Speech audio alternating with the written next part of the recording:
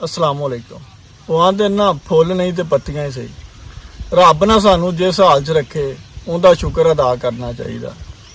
ਈਦ ਦੇ ਦਿਨ ਨੇ ਹਰ ਬੰਦਾ ਨਾ ਸੁਨਨਤ ਇਬਰਾਹੀਮੀ ਅਦਾ ਕਰਨ ਵਾਸਤੇ ਜਾਨਵਰ ਲਿਆਉਂਦਾ ਪਿਆ ਤੇ ਇੱਥੇ ਨਾ ਹਰ ਬੰਦੇ ਦੀ ਕੋਸ਼ਿਸ਼ ਹੈ ਵੀ ਜੇ ਮੇਰੇ ਗਵਾਂਢੀ ਨੇ ਐਤਕੀ ਊਂਠ ਕੀਤਾ ਨਾ ਤੇ ਮੈਨੂੰ ਵੀ ਭਾਵੇਂ ਆਪਦਾ ਗੁਰਦਾ ਵੇਚਣਾ ਪਵੇ, ਕਰਨਾ ਮੈਂ ਵੀ ਊਂਠ ਹੀ।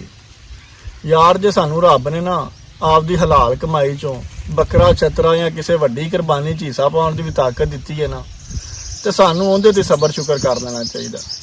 ਕਿਸੇ ਦਾ ਮੂੰਹ ਲਾਲ ਵੇਖ ਕੇ ਨਾ ਆਪਦਾ ਚਪੇੜਾਂ ਨਾਲ ਨਹੀਂ ਕਰਨਾ ਚਾਹੀਦਾ ਵੀ ਅਸੀਂ ਕਿਤੋਂ ਧਾਰ ਜਾਂ ਚੋਰੀ ਠੱਗੀ ਮਾਰ ਕੇ ਕਿਤੋਂ ਕੁਰਬਾਨੀ ਤੇ ਲੈ ਆਵਾਂਗੇ, ਪਰ ਸਾਰਾ ਸਾਲ ਜੇ ਕੋਈ ਬੰਦਾ ਹੀ ਸਾਡੇ ਬੂਹੇ ਤੇ ਉਹਦੇ ਪੈਸੇ ਲੈਣ ਵਾਲੇ ਆਉਂਦੇ ਰਹਿਣ ਨਾ ਤੇ ਉਹਦਾ ਫਿਰ ਸਵਾਦ ਹੈ ਤੇ ਨਾ ਹੀ ਉਹ ਕੁਰਬਾਨੀ ਲੱਗਣੀ।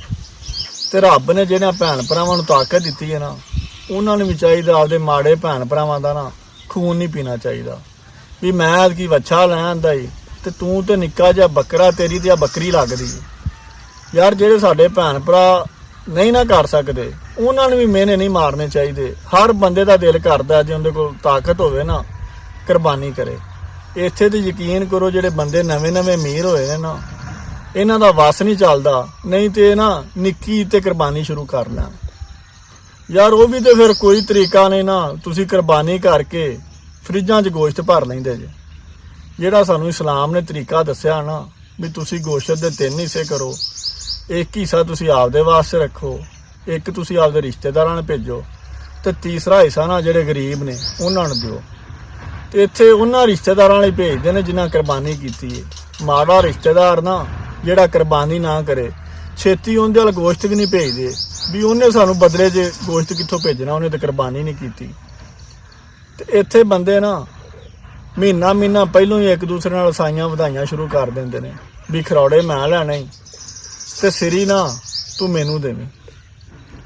ਇਹਨਾਂ ਬੰਦਿਆਂ ਦਾ ਵੀ ਤੇ ਉਹੀ ਹਾਲ ਹੈ ਨਾ ਜਿਵੇਂ ਕੋਈ ਬੰਦਾ ਸੀ ਨਾ ਤੇ ਉਹ 10 ਦਿਨ ਪਹਿਲੋਂ ਪਿੰਡ ਦੇ ਚੌਧਰੀ ਕੋਲ, ਚੌਧਰੀ ਸਾਹਿਬ ਐਤਕੀ ਖਰੌੜੇ ਮੈਨੂੰ ਦੇਣੇ ਜੀ। ਚੌਧਰੀ ਆਂਦਾ ਖਰੌੜੇ ਤੈਨੂੰ ਹੀ ਦਿਆਂਗੇ।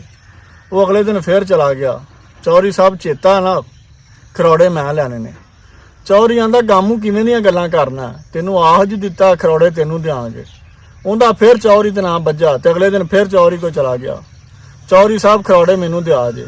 ਚੌਧਰੀ ਨੂੰ ਗੁੱਸਾ ਚੜ ਗਿਆ, ਮੁੰਡਿਆਂ ਨੂੰ ਆਵਾਜ਼ ਮਾਰ ਕੇ ਆਂਦਾ ਅੰਦਰੋਂ ਕੁਹਾੜੀ ਲਿਆ ਕੇ ਨਾ ਵੱਛੇ ਦੀਆਂ ਲੱਤਾਂ ਵੱਢ ਕੇ ਇਹਨੂੰ ਹੁਣੇ ਦੇ ਦਿਓ ਤੇ ਆਪਾਂ ਉਹਨੇ ਦਿਨ ਨਾ ਵੱਛਾ ਇੱਟਾਂ ਦੇ ਉੱਤੇ ਜੋੜ ਲੈਂਦੇ।